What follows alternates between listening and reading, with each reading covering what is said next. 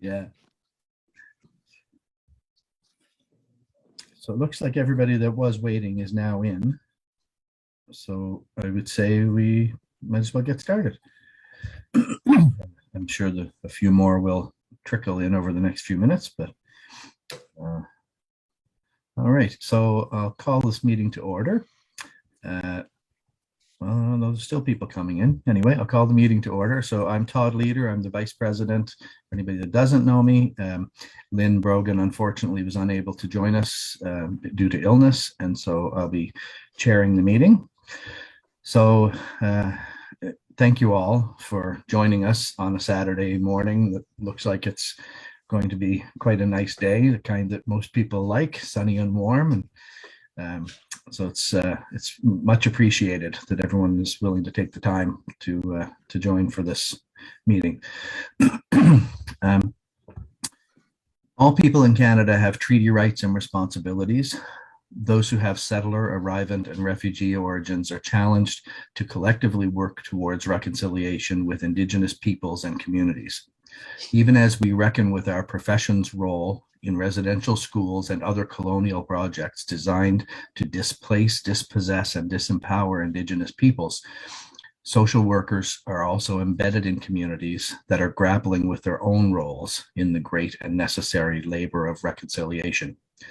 As many Canadian communities struggle through conflict and crisis, worsened by the intersections of pandemic, economic uncertainty, and racism, we encourage our members to approach this work with a trauma-informed lens, to draw on the resources available to you, and to ground your praxis in professional values and ethics.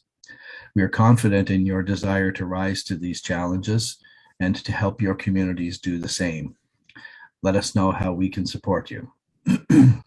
So now let's move on to the basic protocols. I'm sure that everybody spends enough time in virtual meetings to know this stuff, but it's nice to just say it up front anyway. If you're not speaking, please try to remember to keep your mic off. If you're comfortable keeping your camera on, that's great, because it does help everybody to be able to see the people that they're speaking to. When a motion is on the floor, so when someone makes a motion, motions do require a seconder. And then once the seconder has been identified, then the motion can be discussed. And when the discussion has ended or goes on long enough that we need to wrap it up, then we'll have the vote on that. The voting process will be down primarily using down at the bottom of your screen, you'll see a reactions button. And in that reactions button, you should see a little red, and Alec is showing you on the screen, you should see a little yellow, a little green check mark and a little red X. Green is for approving the motion. Red is for voting against the motion. If by chance, because we discovered this a couple nights ago, if by chance you don't have that check mark and that X under your reactions button, then when you're voting, please use the chat to type for or against, voting for or against the motion. And we'll count it that way. So that way we've got a backup plan for anyone that doesn't have that. And whenever you are going to be speaking, if you are speaking at any point, we would like you to have your camera on unless you're technologically unable to for some reason due to where you are. Do we have any questions about that, about those process issues? Okay, then let's move to the agenda. So we have the agenda, and I'm looking for a motion to approve the agenda.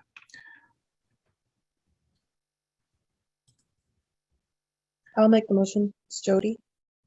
Okay, thank you, Jody. And seconder? Jolyn seconds. Okay, thank you, Jolyn. Now this will be the test of everybody being able to find those little buttons down at the bottom. All in favor of the motion, please use the little green check mark or type in favor in the chat. And those opposed, use the little red X or type opposed in the chat. Okay, seeing the only green checks, so we'll call that carried. Okay.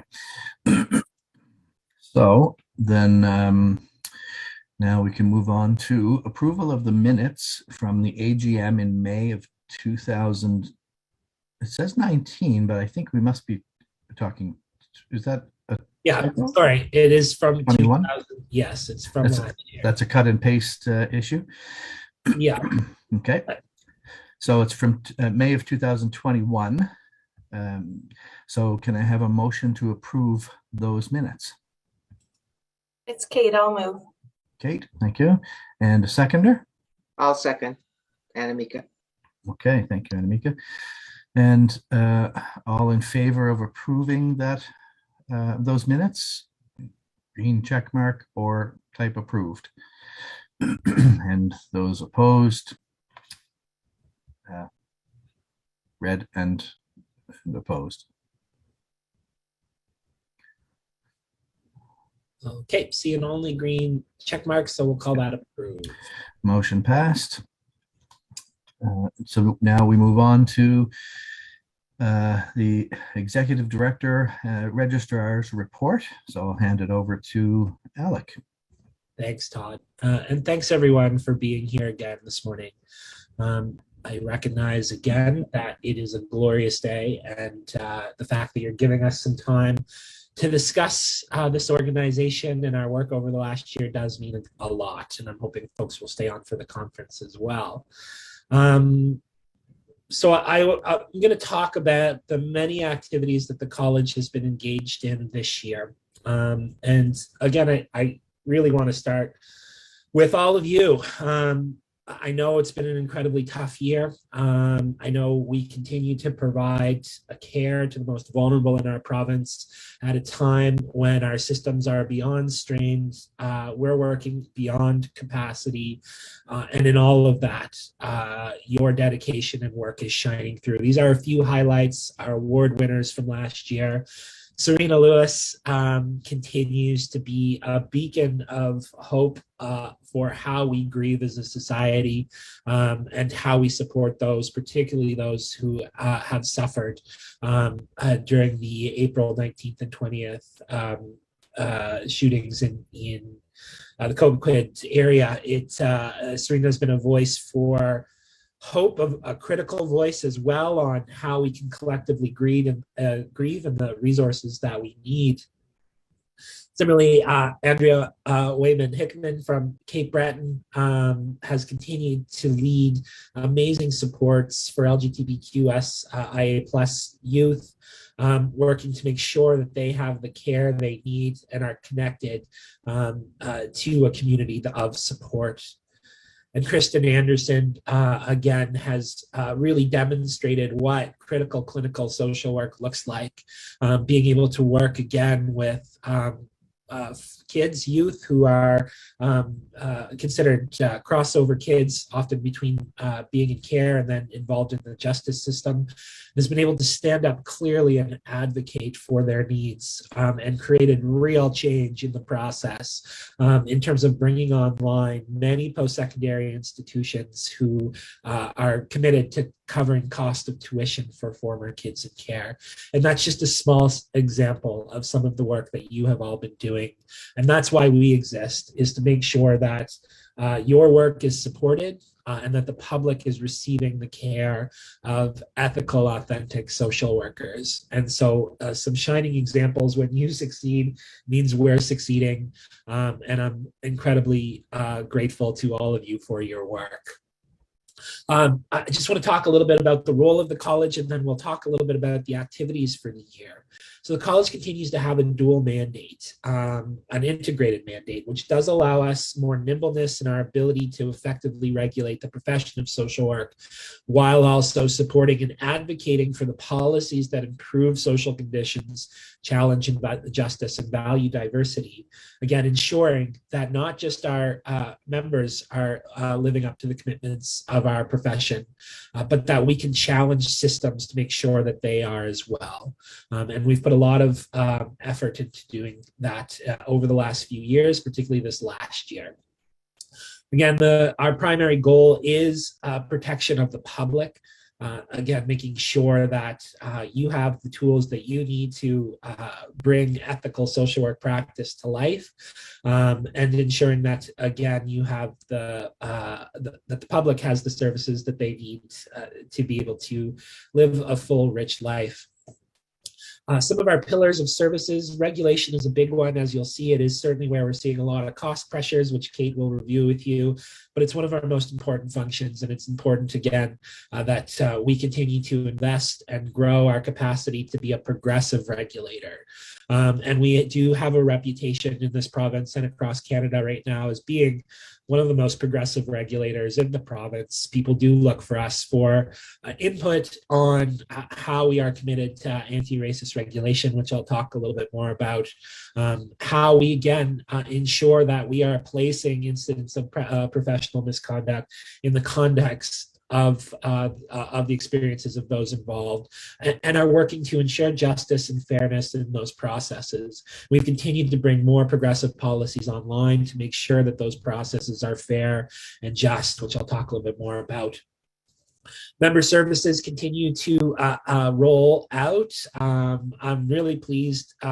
Last year, we offered over 22 events to members in terms of supporting their practice. You've all met Anne. Anne has already delivered 22 events this year. So we're on track to continue to offer more and more and more. Engagement and communication, again, making sure that we are connected to what's happening in the province, making sure that we're an active voice in shaping the political discourse and the public discourse, connecting with you, connecting with government. I can say that if you do happen, one day, if you just want to look at the Hansard of the ledge, you will see the Nova Scotia College of Social Work and our work mentioned many times in the political discourse in terms of the type of advocacy that we're doing. And of course, advocacy remains key to us, making sure that we are advocating for the type of Nova Scotia that we all deserve and want. And we try and demonstrate leadership and accountability, making sure that, again, we're accountable to the folks we serve, to you, as well as making sure that there's accountability of practice and making sure that we're achieving high standards for the social work profession in Nova Scotia. We've grown a lot as an organization, particularly in our volunteer capacity. Now, this is just, this chart does need to be updated, but you can see the many committees we have. And as you look through the annual report this year, you'll note that we have close to 100 volunteers that dedicate time to the profession, to the college, in order to advance our goals. If you're not currently involved and you want to be involved, there's definitely opportunities for you. So reach out to us on one of these various committees. I know Anne is still recruiting for Connection Committee. There's lots of happening in the professional standards world as well. And we continue to make sure that you are connected to the actions of the college. We are a member-driven organization. What that means, again, is that we make decisions collectively and together. And I think a shining example of that was our special general meeting on Thursday night, in which we held a really good debate on the future of clinical social work in Nova Scotia, and put that, again, to you on how we move forward. And our committees are a part of that structure, making sure we move forward. We are, believe it or not, it's hard to believe how quickly time goes. I've been in this position for 6 years. We've been working through our strategic plan for 4 years now. We have 1 year left on it, which is exciting because it means the next year we'll be able to do a big evaluation, engage with you, and then determine our next direction and where we want to go. But over the last 5 years, we've been working really hard to deliver these outcomes for the organization, for the public, and for you.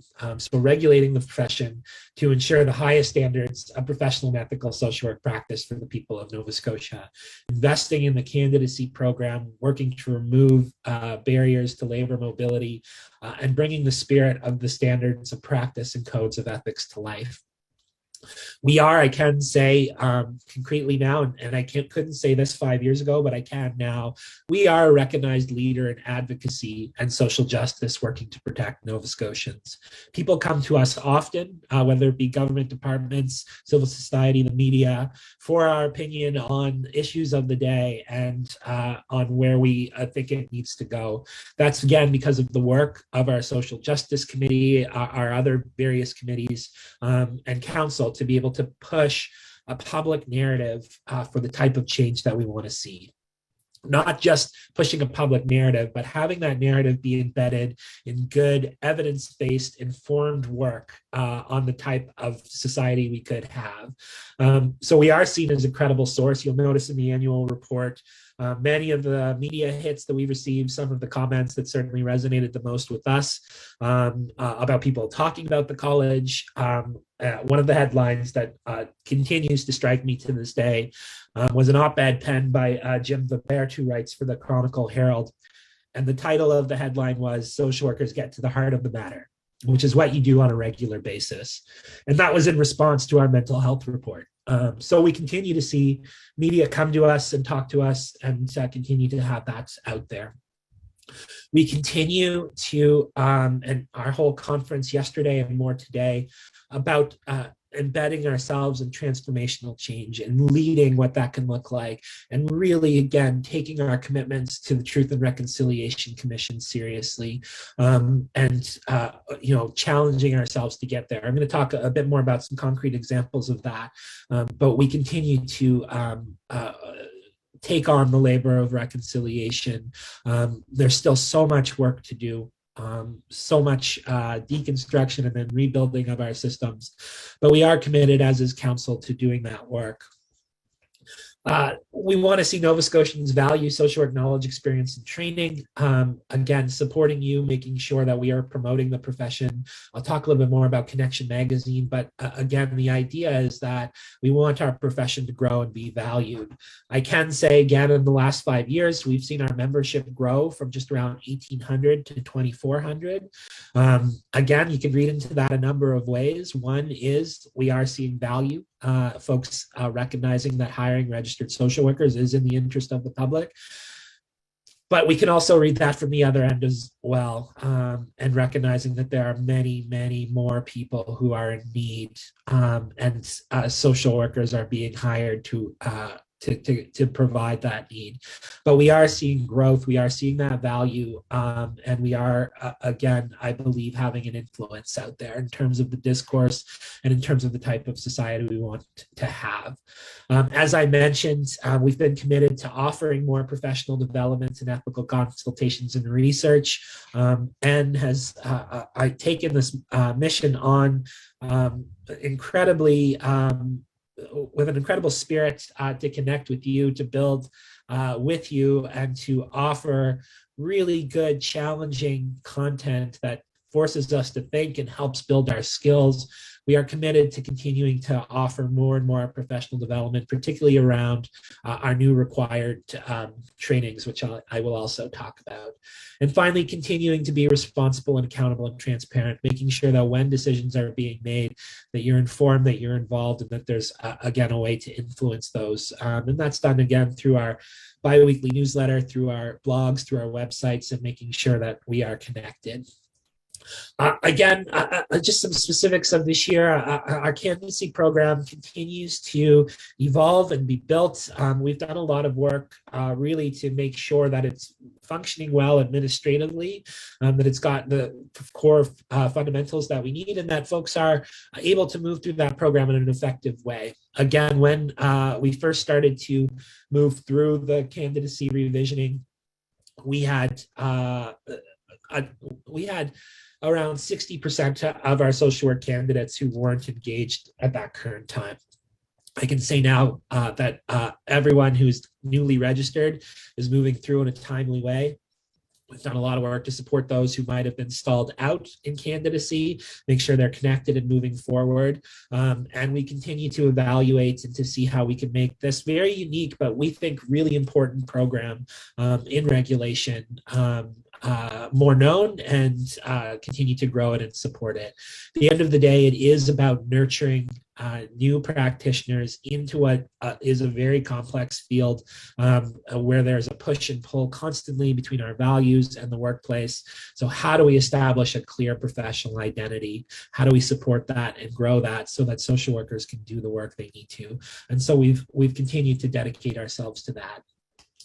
Our professional conduct program, you'll hear from Jolene a little bit later on our numbers and what the complaints committee specifically has looked at. But again, we've continued to evolve this program, bringing some new policies online. And this last year, we brought a newer fitness to practice policy online, recognizing again that social workers are dealing with a great amount of vicarious trauma, moral distress, and that can lead to issues of mental health or sometimes substance use, and that a complaint process is really not the ideal space to be tackling those complex issues.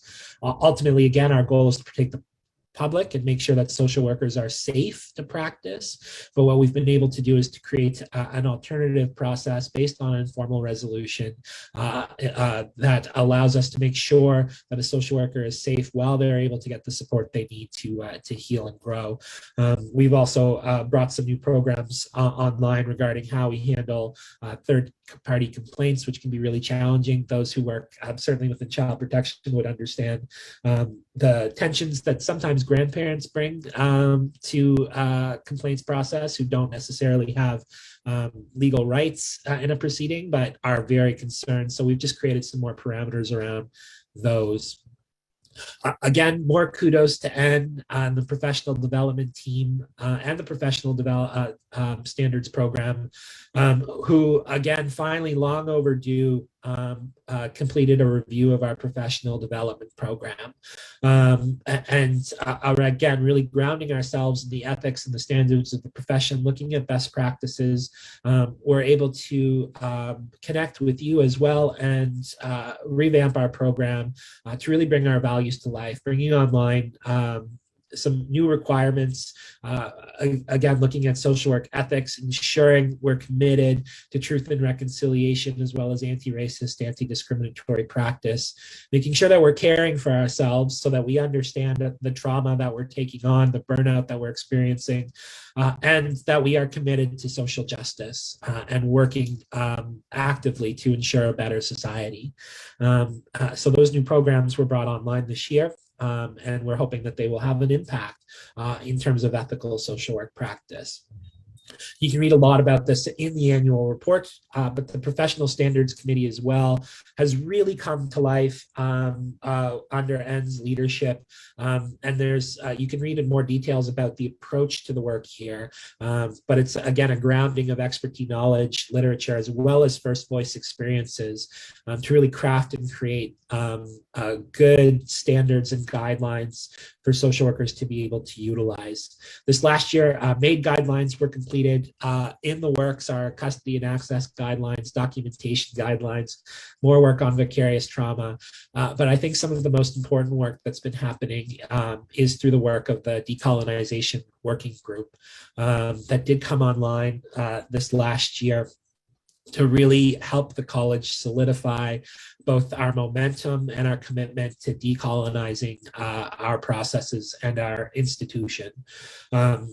Council just this in the last 3 months did adapt governance policy that commits the college, regardless of what our strategic plan says, to this work, committed to applying a decolonization framework, and is committing resources to ensuring that all staff and committee members are educated on the goals of decolonization, the impacts of colonization and genocide, the genocide that has occurred through the profession of social work.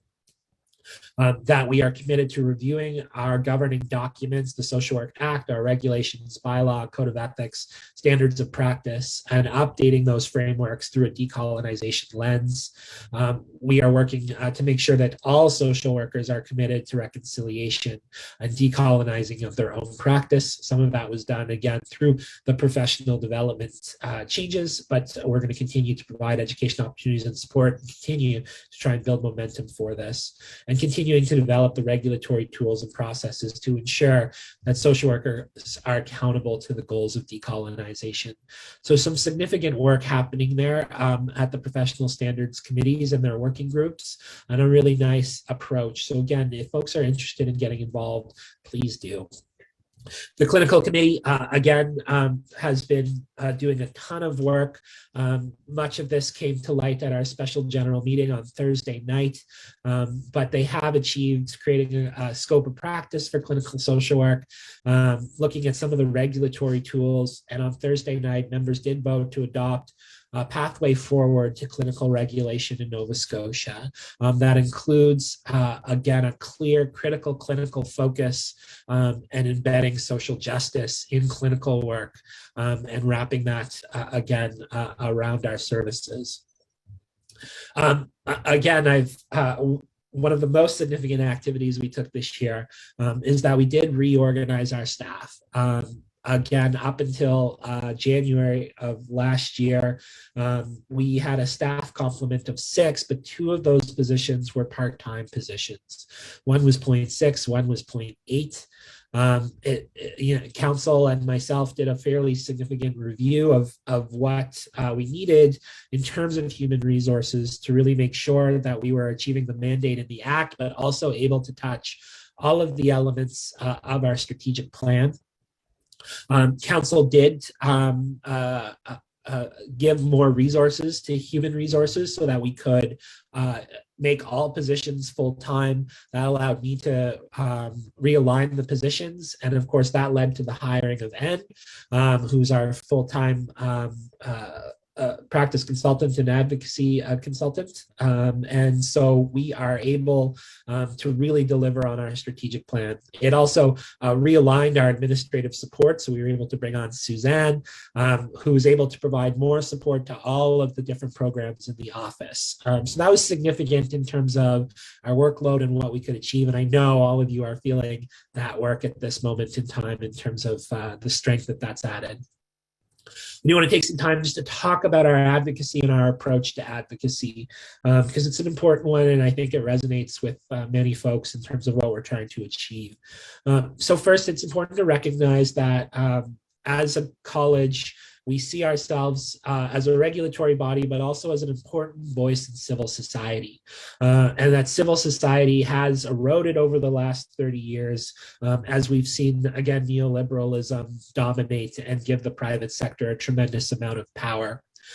So our approach, again, to advocacy is to recognize our responsibility as a civil society to hold the public sector and private sector accountable through public and political discourse, and to build movements, to build the base of support, to challenge those structures and those systems towards the goals that we share and have as a profession. So again, using research, public education, political advocacy, meeting with decision makers, really trying to connect again, the experiences of the people you serve, social workers, with the values of the profession, and putting that into, again, a political movement is what we've been working towards and trying to achieve.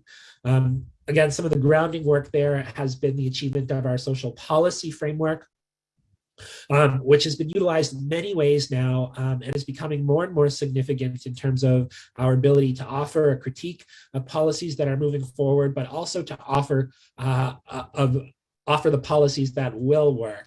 I can tell you I've had many engagements with government departments on this right now, particularly the new Office of Anti-Racism and Equity has been really intrigued about this model and is eyeing it as being an evaluation for government policy through an anti-racist and equity lens. Of course, Senator Wanda Thomas Bernard has been a big fan of this and has educated and given a copy to all of the senators in Canada.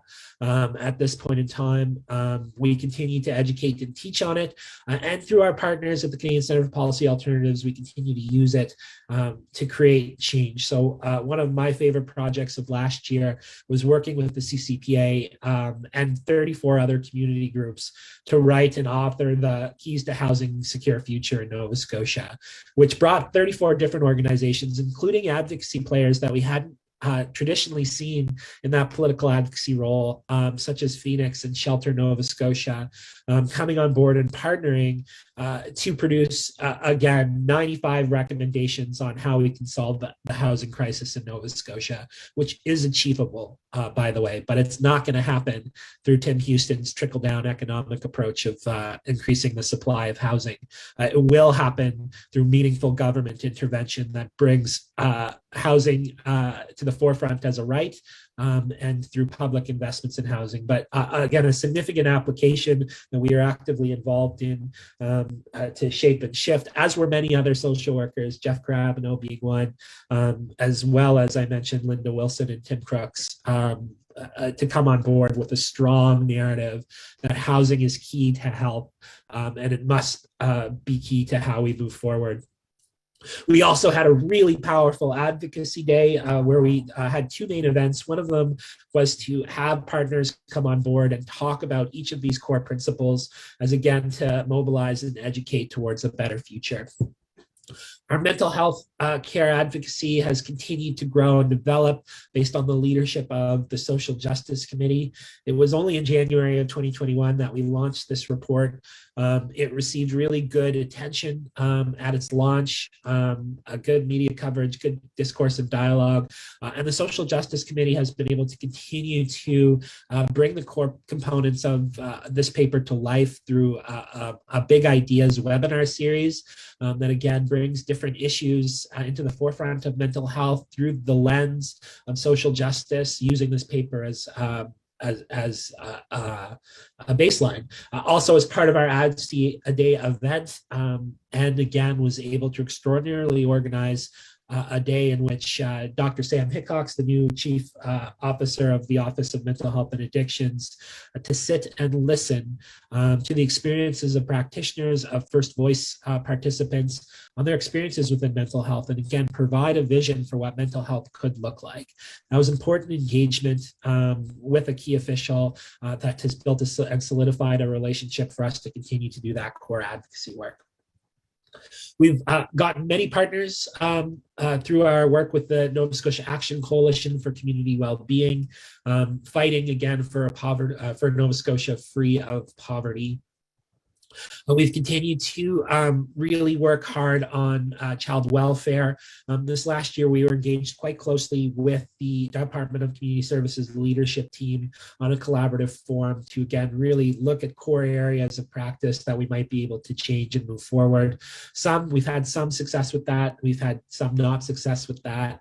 As you can imagine, working with government is hard when you're very on opposite ends of what should happen. But we have been able to bring some core changes forward, such as policy reviews, as well as a recognition of the importance of social work and their well-being within that system. We are continuing to work on a core advocacy paper using the social policy framework as a grounding base to really create a vision for child welfare, and continue to work with partners to raise the public awareness on the critical role that child welfare services play in Nova Scotia, meeting with many decision makers on the challenges of the current system and how we can move forward.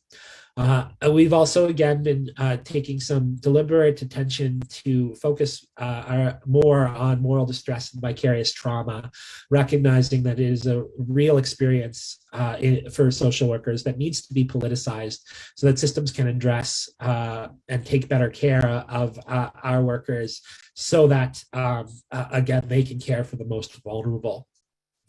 To that end, we've continued to offer professional development trainings on vicarious trauma, as well as social work ethics, anti-racist and anti-discriminatory practice, and truth and reconciliation, social justice and vicarious trauma and secondary stress.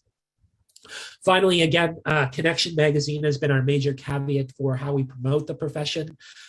We produce this 3 times a year. One is the annual report, which you would have received yesterday and we'll be voting to accept a little later on. But Connection Magazine has been a way for us to tell our stories, to resonate with what's going on. We print out about 100 copies of this and send it to every MLA, MP, and deputy ministers in the province that they have a hard copy. But we've also gotten quite good at being able to distribute these magazines online and through social media. Just some other projects that are on the go that we'll present more on likely next year. On a national level, the Canadian Association of Social Workers is continuing on a revision of the Code of Ethics that will be embedded in the Truth and Reconciliation Commission. In addition, we're working with the Canadian Council of Social Work Regulators on an anti-racist regulatory framework that will be able to evaluate and review many of our regulatory programs through. And finally, we are going to continue to do a candidacy evaluation. So I'll stop there. Thank you, Alec. And so first, let's go to a motion to accept Alec's report. Someone would like to make that motion? Also move. It's Scott McGilvery. Scott, and then I see Jennifer Moss. I guess we'll count you as the seconder, Jennifer. Thank you. So now open for discussion. Does anybody have questions or comments for Alec?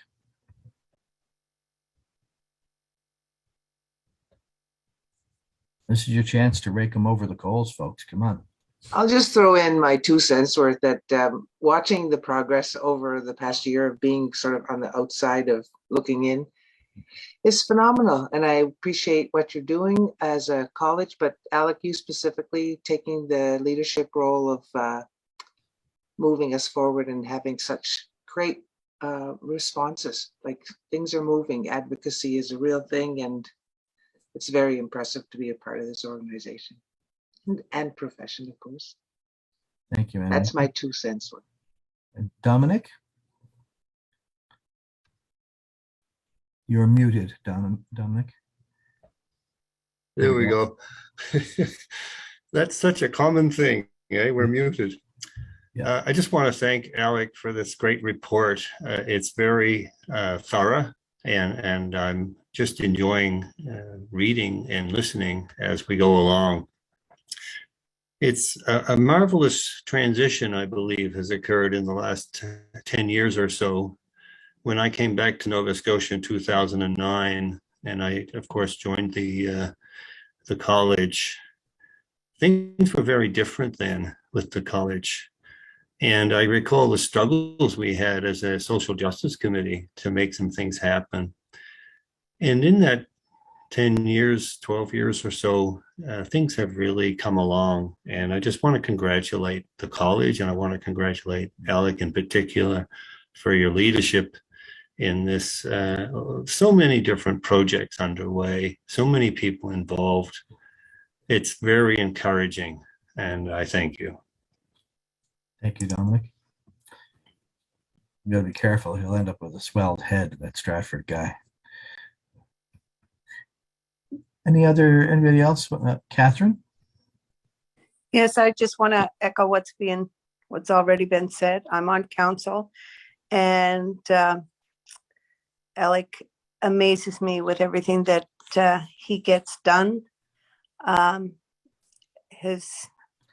don't know, his energy is unreal, and I just want to thank him for making me be assisting me in being a proud social worker, and that absolutely has come as a result of, since Alec has come to the his role. He's just unreal, the work that you've done, and I just appreciate it very, very much, Alec. Thank you, Catherine. Anyone else want to make a comment or ask a question?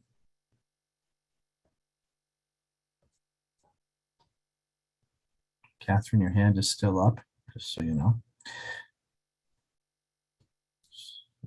No more comments, questions? Okay. And, oh, no, Mario? Yes, I just wanted to briefly introduce myself. My name is Mario Spiller. You probably haven't seen me before. I'm a social worker from another province, from Ontario. And because of the online reality, I've also joined, your college and the one from BC as well, in Alberta. And I just want to make the comment that I've attended the other AGMs as well.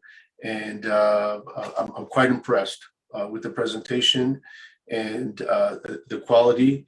And I just wanted to put that out. Very impressive. Excellent. Thank you, Mario, and welcome to Nova Scotia, virtually or physically. That's great. Norma?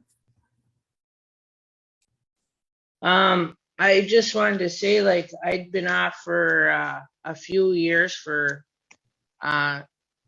caring for, like, my elderly parent, and just came back this year to the workforce, and to see the difference, I mean, from when I started this annual meetings and that to now, like, it's really heartwarming in a sense, like, because we're being heard, like,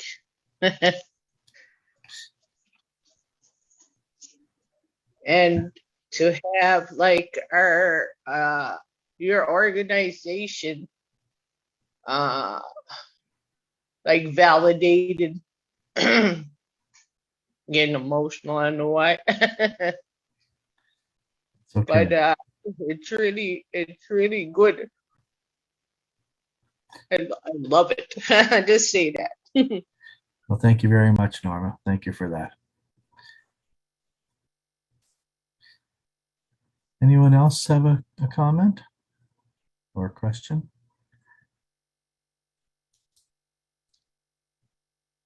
Okay, well, we'll wrap this discussion up then. And so clearly, just to add in my own 2 cents, clearly, Alec, there is a summary here that's obvious, and that is that people are exceptionally pleased and impressed with your work, with your leadership, which of course then extends to the entire team of staff, which, we can see their individual contributions for sure, but that a team only works as well as the leader. And I told Alec about 4 or 5 years ago, I mean, I'm an old guy, so I've been around on a lot of committees and organizations, and by the time you reach 92 like I am, you've been around. And anyway, I told him 4 or 5 years ago that he is by far the best executive director I've ever seen in any organization. And he's just got it. So anyway, so I guess everybody is saying thank you to you, Alec, and thank you by extension to the rest of the team. You're doing incredible work. Honored. Thank you, everyone. Thank you to the team. I couldn't do this without the NSCSW staff and to all of our volunteers. So thank you all. So, so let's have the vote to accept Alec's report.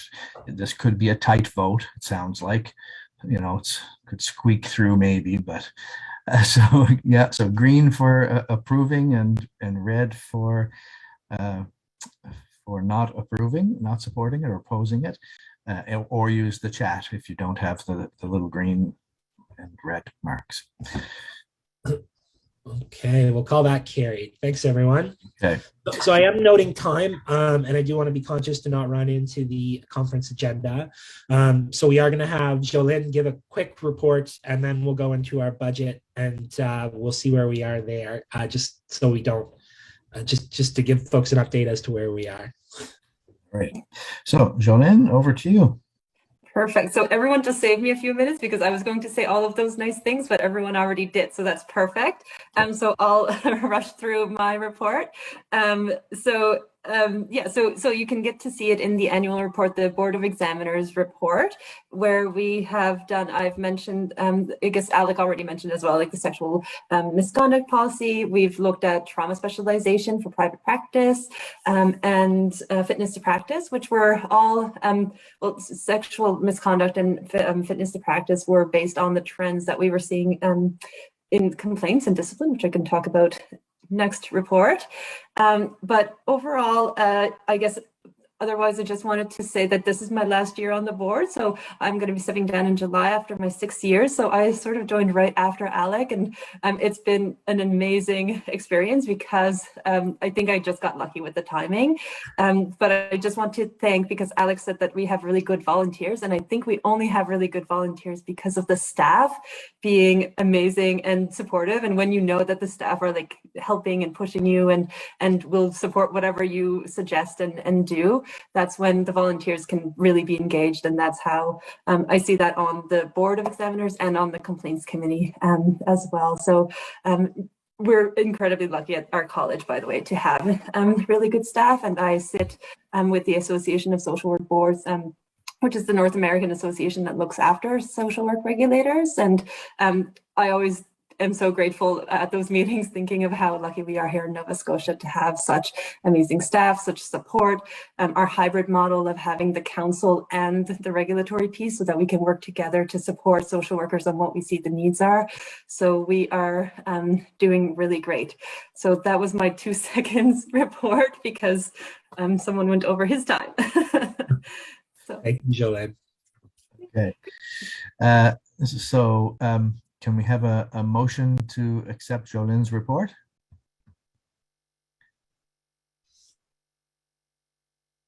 I'll motion Tanya Grant. Tanya, okay, and a seconder? I'll second Dylan Sampson. Dylan, okay, thank you. And any discussion? Brief discussion? I see several comments thanking you and complimenting you, Jolene, so that's good. All right, let's have the vote then. So again, green or red, or type in the chat.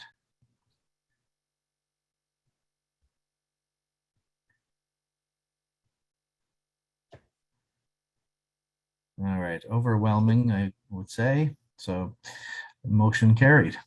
Okay. Complaint Committee report. Over to Jolene. Yes, so I'll be brief again. So again, you can see the numbers and the stats in our report. It seems like overall last year we did about 35, 21 new complaints, I think, and 15 from carried or 14 carried over. So yeah, so you can see the numbers here.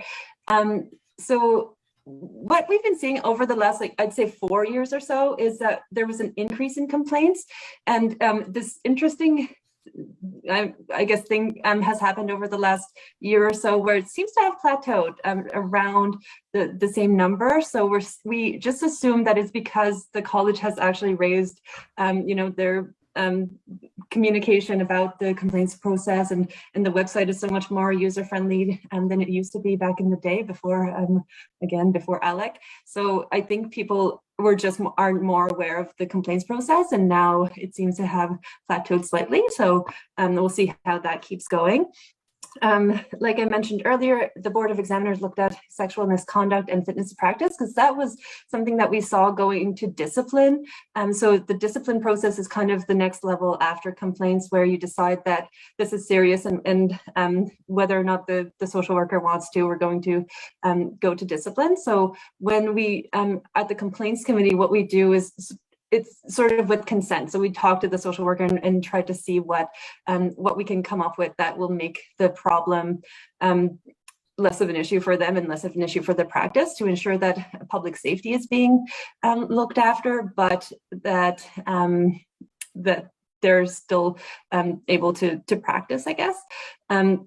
one of the things that I like to do during my complaints report is always to kind of let you know what you can do to avoid getting a complaint, because we see that a lot of the complaints essentially wouldn't be happening if the social worker was, we say, a little bit nicer and kind of more communicative with the client.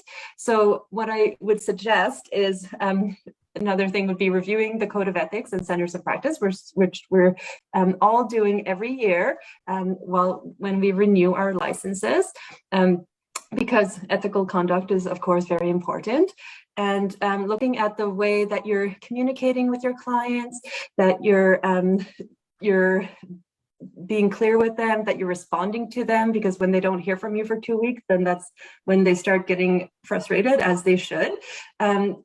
Demonstrating that you're aware of how difficult this situation is for them, because if they're involved with most of you, it's probably not because things are going well for them, and it's probably a difficult situation to begin with.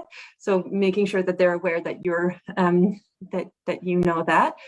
And being intentional and demonstrating your intentionality with your decision making. So not just saying we're taking your kids into care, but really explaining what is happening here and why this is happening and why this is the best for the situation or the decision that you've had to make with your by yourself or with your team.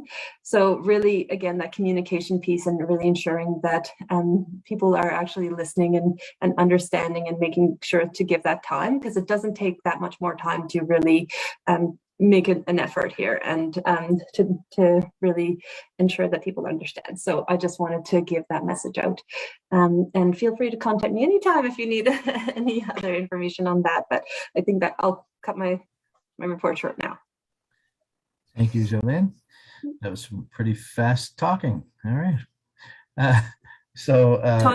Tanya Grant used to say that it was because she was Acadian, and so that's my excuse as well, that I talk fast. So now we're going to trust what Tanya Grant says. Okay, then. All right. Okay, so can we have a motion to accept Jolene's complaint committee report? So moved. Anamika. Anamika, and a seconder? I'll second.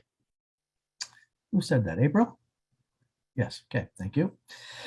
And so let's have any discussion, any questions or comments? All right. Great work, Jolene, and we are, just so folks know, we are going to honor Jolene's 6 years of dedication to the complaints committee later this year, and we hope you can join us, because it's been phenomenal, and she will be missed, although once she steps away for a period of time, she can always come back. So we hope that she does. Okay, so let's move to the vote. Green or red, or comment in the chat, please.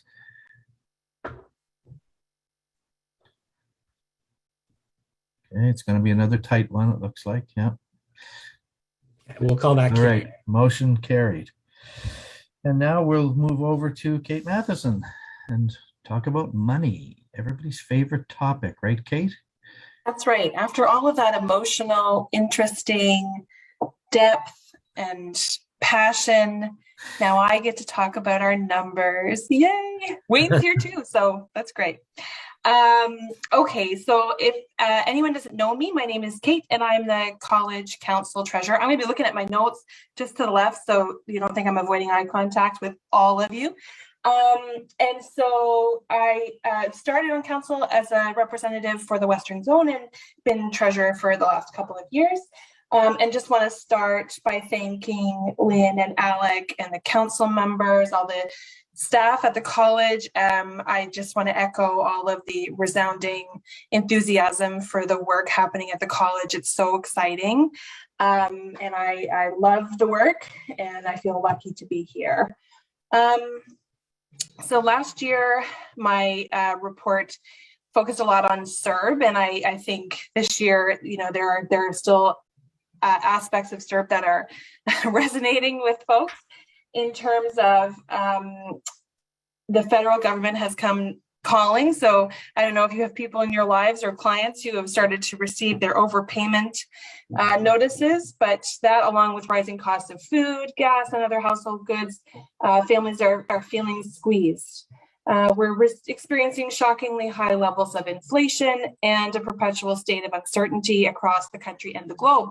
And like our clients and our fellow Nova Scotians, here at the college, we don't have a lot of control over the cost of resources, so we do our best to spend wisely and with our future in mind. So you're going to find a detailed account of finances in the annual report, and I'm just going to touch on some of the highlights rather than digging into the details too much. 2021 marks a significant financial milestone for our organization. We surpassed the $1 million revenue mark. I want to assure our membership that staff and volunteers at the college take that very seriously. You are making a substantial investment in the work, and I want to assure you that each dollar spent is carefully considered. You'll see in our review of the schedule of operating expenses that we spent a significant amount of money, nearly $100,000, on legal fees. This is reflective of the discipline processes that you're aware of. Jolene just talked about. We also share about them in our newsletter and on our online presences. We did spend quite a bit less than anticipated on our meeting expenses this year because we were continuing to do virtual meetings. And also, it's normal for us to make significant expenditures on personnel. As Alec talked about, we had a pretty significant shift in staff this year, and that did cost us some money, but this is what we mean when we say we're investing in social work.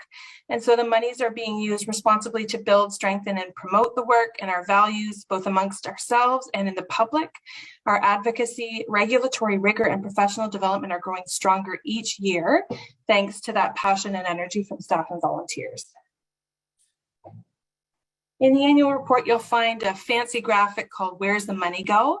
And all I really want to say about that is you'll see that the money is going primarily to protection of the public and running the college, and that's as it should be. So for our financial standing, both our operational and discipline reserve funds are within the expectations of college policy. The operational reserve fund has an equivalent of 3 to 6 months of funding. You can find these figures all in the annual report as well, to cover the costs of unforeseen expenses and any financial commitments. Council is responsible to approve any withdrawal from these reserve accounts, and we would weigh that very seriously. Our total assets as of December 31st were $1,685,206. And so now I'm going to introduce you to Wayne Keddy, who is an accountant and representative from Wild Tilly Davidson. And Wayne performed our 2021 audit and is going to review the financial statements. Hello, can everybody hear me? Okay. Thank you. So as mentioned, my name is Wayne. I'm representing Wild Tilly Davidson, Chartered Professional Accountants. We prepared these statements based on information that was provided to us by the college, and we provided a report which provides our opinion on these statements as a whole. So starting on page 1,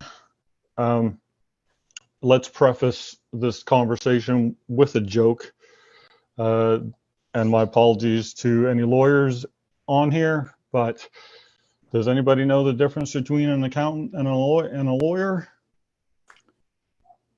No? Okay, accountants know they're boring.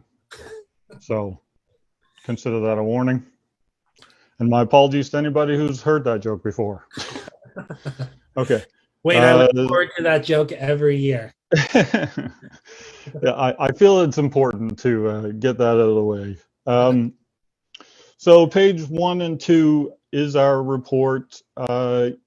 You would get a clean audit report, except for the college does not capitalize equipment purchases. They would be relatively small in comparison to the other numbers.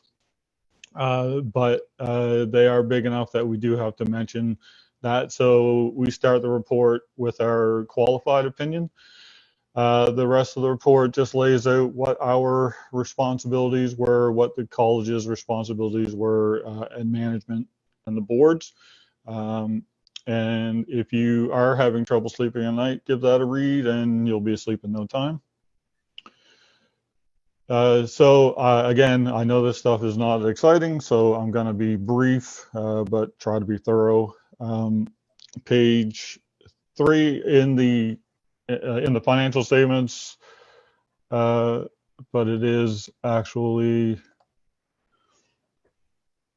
I think you'll find this information, page 41 in the annual report. This is your balance sheet. This is your statement of financial position, better known as a balance sheet. It's a snapshot in time of your assets and liabilities. So basically what the college owned and what the college owed, and then is netted off with the fund balances, as this is a segregated balance sheet. It segregates all the different funds.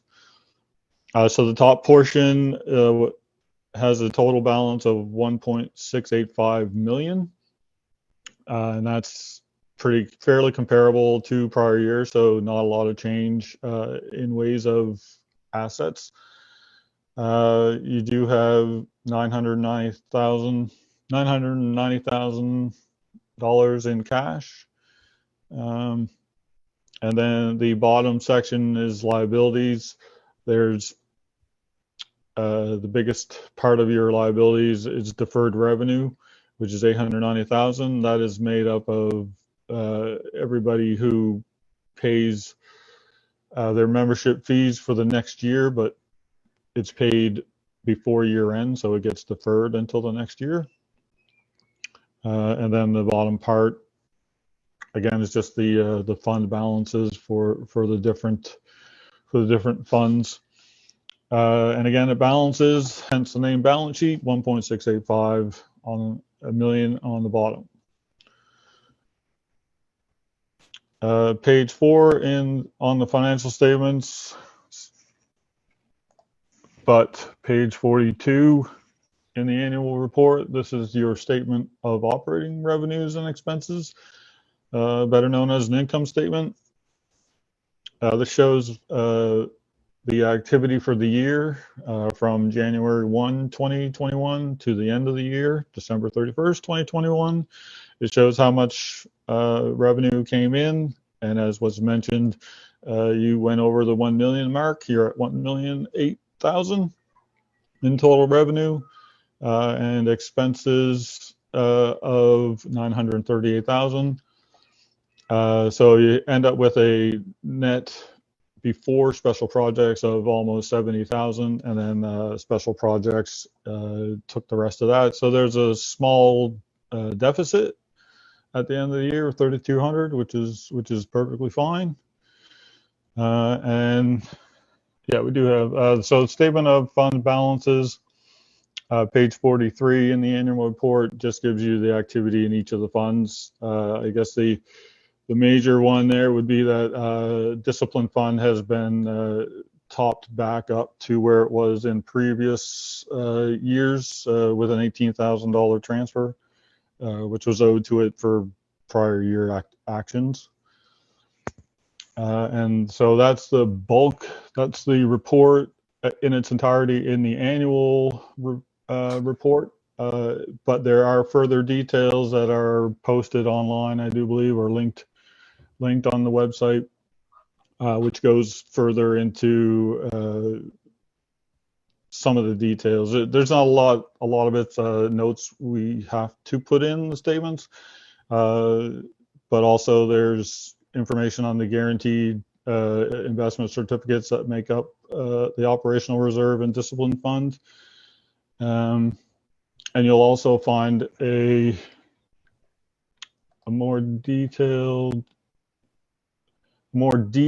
list of the expenses that are broken out as well, which doesn't get published in the annual report, but it is in the financial statements. So that would be your statements. Thank you, Wayne. So can we have a motion to accept the auditor's report? I'll move. It's Kate. Jolene, and a seconder? I'll second. It's Kate. Kate, okay. And any discussion or questions then for Wayne or Kate? comments, questions?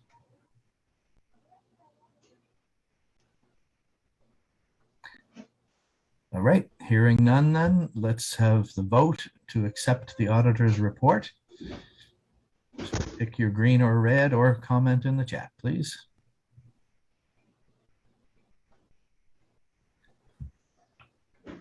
And so that looks like that is carried. Thank you very much, Wayne, for that. And for your joke at the beginning, which always opens this up quite nicely. So let's move on to the appointment of auditors. Back to you, Kate. Thanks, Wayne. Appreciate it. Okay, thank you. Thanks, Wayne. So we'll be asking for a motion then to accept, to appoint Tilly Davidson for our audit next year. Okay, would someone like to make that motion? I can do that. It's Crystal Hill. Crystal. Thanks, and Crystal. Seconder?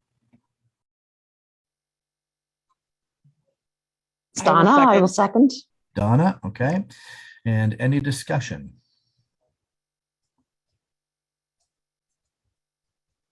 If we go with somebody else, you know, we don't get that joke to open it up. So We have to for that joke. kind of making a pitch there here. Okay, and so I let's appreciate that. let's have the vote, please.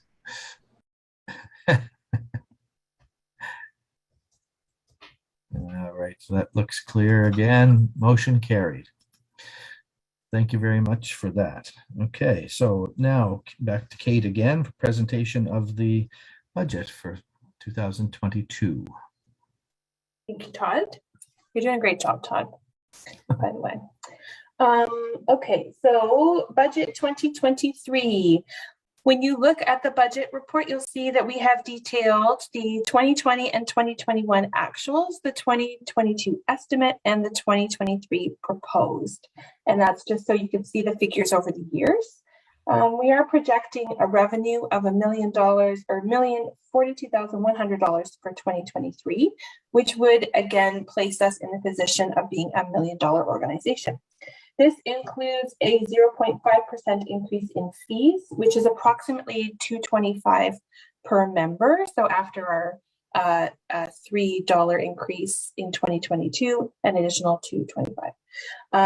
And so while Council recognizes that college fees can be a barrier for many, we've decided to implement an incremental increase with inflation every year so that we can avoid a substantial increase in the future. Inflation, as we know, is huge this year, and so this is not in keeping with inflation. But we didn't want to, burden folks with a substantial increase this year. You'll see that revenues for 2022 and 2023 include an expected $5,000 of revenue from advertising. This is a new revenue stream for the college that we hope will help mitigate some of those rising costs and help us avoid any significant membership fee increases in the future. And if you have any questions about that, just let us know. Over the past couple of years, we've proven that we can plan and adapt accordingly. So this year, Council made a tough decision for our annual conference and this AGM to take place virtually, despite all the hope we had that at this point we could meet in person. I know many of us miss seeing each other in person, but it does also provide some opportunities to exercise some fiscal restraint. So you'll see in 2023 that we're hoping to meet in person, but we're always going to try to make the best choice to keep everybody safe and do what works. And we are always having conversations about what works best for meetings and for gatherings. So, whether in person, virtual, or some sort of hybrid. And so next year's meeting plans are reflected in our revenues and programming costs at a total of $191,500. As usual and expected, significant costs in compensation and benefits sit at $558,000. Staff salaries are consistent with the scale progression that was implemented in 2016, and we did a review of those scales to ensure that staff are receiving fair compensation for their work. Last year, we saw a significant increase in spending on computer services and hardware. And our spending in this area remains higher than previous years for 2023, with total administrative costs at $276,990. With so much of our business being conducted online, we can expect to pay more to increase usability, accessibility, and security of our information. So all that data that we're putting out into space. Projected revenues for 2023 are, as I mentioned, $1,042,102, and our projected expenses are $1,026,625, giving us a relatively healthy surplus of $19,476. So as usual, our plan for that surplus would be that it would go towards advocacy in the public interest, promotion of the profession, and professional development. That's all I have. So I think, Todd, we make a motion and then discussion? Yes. So, so can we have a motion to accept the budget, the next year's budget?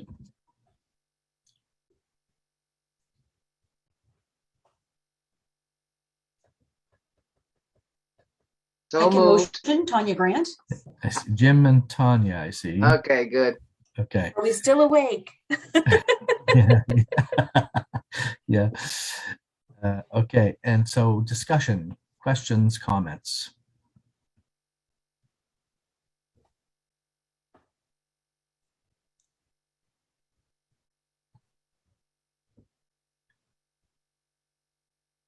Last chance.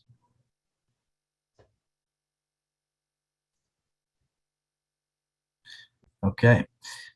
So let's have the vote then to approve the budget. Green or red, or comment in the chat, please. All right, seeing all green, so we'll call that carried. Thanks, everyone. All right, motion carried. And thank you, Kate, for being in this role and for continuing to do a really good job in it. Thank you. Okay, and so now we're going to move on to a motion to approve the overall annual report, which of course includes many of the pieces that we've already talked about along the way. And so can we have a motion to approve that?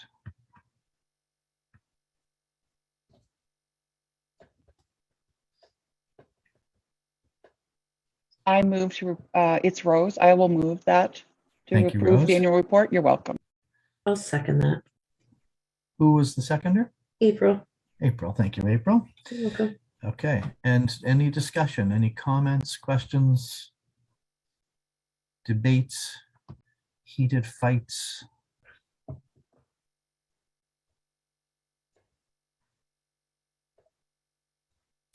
Okay. All right, then let's have the vote to approve the overall annual report.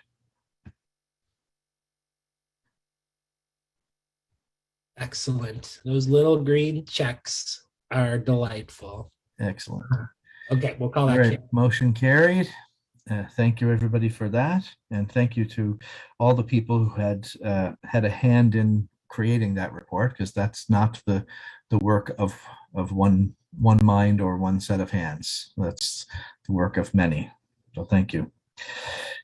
And so now I'll hand over to Alec for the council elections and appointments for an update on where we are with that, and we can finalize our slate of people. Thanks, folks. And again, we are a volunteer-led organization. It's important to note that we are led by a council, two of which are leading us in discussion today. Three, Jolyn as well is on council. I remained completely supported by our council at this point in time. They provide great wisdom and guidance and continue to make really good, tough decisions. So I'm delighted to announce the nominations. These were all done by appointment this year, but Lynn Brogan is staying on for a second term as president, which is wonderful and great. Ezra actually sent, I don't know if Ezra is with us today, Ezra was the first president to actually do 2 full terms, so I'm glad that we're able to see that continue in Lynn. It's important for the organization. And Ezra himself is staying on for a second term as past president. Crystal Hill, who has been on many committees and continues to provide guidance, is starting her third term and final term, sadly, as the Northern Region Rep.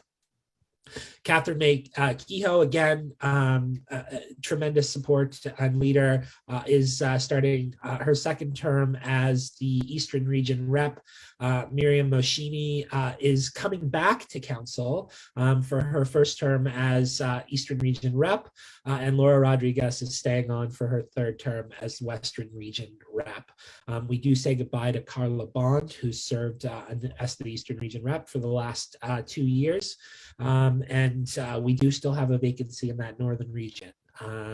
So I know I see April, who's a part of that Northern region. If you want to take up that spot or know anyone, we have one available. I'll leave it at that. Okay. And Alec, do we need a motion to accept this? No, that's already done, right? So, that's it. Okay. But I will open it though for questions or comments or anything of that nature for a minute or two.